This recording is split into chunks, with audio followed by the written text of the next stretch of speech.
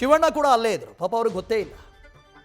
ಏನೋ ಹೇಳ್ತಾ ಇದ್ರು, ಏನೋ ಫ್ಲೋಲ್ಲಿ ಹೇಳ್ತಾ ಇದ್ರು, ಇವರು ಹ್ಞೂ ಅಂತಂದ್ರು, ಅವ್ರಿಗೆ ಗೊತ್ತೇ ಇಲ್ಲ. ಹಾಂ, ಮತ್ತೆ ನಮ್ಮ ಜೊತೆ ಜಾಯ್ನ್ ಆಗ್ತಾ ಇದ್ದಾರೆ ಸಾರಾ ಗೋವಿಂದ್ ಸರ್. ಸರ್ ಮಾತಾಡ್ತಾ ಇದ್ರಿ, ಹೇಳಿ ಸರ್. ಈಗ ಕಮಲ ಹಾಸನ್ ಈ ಮಟ್ಟಕ್ಕೆ ಅವರು ಇದ್ದಿದ್ದಾಗಿರ್ಬೇಕಂದ್ರೆ ಕಾರಣ ಇಷ್ಟೇ, ತಮಿಳುನಾಡಿನ ಎಲ್ಲಾ ಜನನು ಕೂಡ ಅವರಿಗೆ ನೀವು ಕರ್ನಾಟಕಕ್ಕೆ ಕ್ಷಮೆ ಕೇಳಬೇಡಿ, ಕನ್ನಡಿಗರ ಕ್ಷಮೆ ಕೇಳಬೇಡಿ ಅಂತ ಹೇಳ್ಬಿಟ್ಟು ಅವ್ರ ಮೇಲೆ ಪ್ರೆಷರ್ ಚಾಚ್ತಾ ಇದ್ದಾರೆ.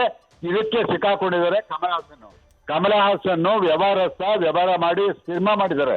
ಅವ್ರ ಯಾರ ಮಾತನ್ನು ಕೇಳ್ದೇನೆ ಮಾಡಿರೋ ತಪ್ಪನ್ನ ಅರ್ಥ ಮಾಡ್ಕೊಂಡು ದೇಶದ ಹೊತ್ತಾಗಿ ಕ್ಷಮೆ ಕೇಳಿದ್ರೆ ಅವ್ರಿಗೂ ಒಳ್ಳೇದು, ಆ ಸಿನಿಮಾಗೂ ಒಳ್ಳೇದಾಗುತ್ತೆ. ಸರ್, ಇವಾಗ ಕೋರ್ಟೇ ಹೇಳ್ತಾ ಇದೆ ನಿಮಗೊಂದು ಕ್ಷಮೆ ಕೇಳಿದ್ರೆ ಏನ್ರಿ ಅಂತ, ಆದರೂ ಒಪ್ಕೊಳ್ತಾ ಇಲ್ಲ ಅಂತ ಹೇಳಿದ್ರೆ ಏನು ಆಯ್ತು? ಇನ್ನು ಮುಂದೆ ಎಲ್ಲಾದರೂ ಅವರು ಕ್ಷಮೆ ಕೇಳಿದ್ರು ನಾವು ಅದನ್ನು ಒಪ್ಕೋಬೇಕಾ ಅಂತ?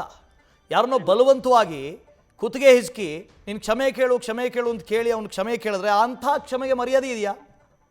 ಅವರ ಎಷ್ಟು ದಿನ ಹಠ ಹಿಡಿತಾರೋ ಹಿಡೀಲಿ, ಇನ್ನು ಮೇಲೆ ನಾವು ಕ್ಷಮೆ ಕೇಳಿದ್ರು ಆ ಚಿತ್ರ ಬಿಡುಗಡೆಗೆ ಅವಕಾಶ ಕೊಡಲ್ಲ.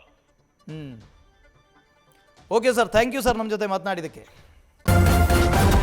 ನ್ಯೂಸ್ ಫಸ್ಟ್ ನಿರ್ಭೀತಿಯಿಂದ ನಿಮ್ಮ ಪರವಾಗಿ.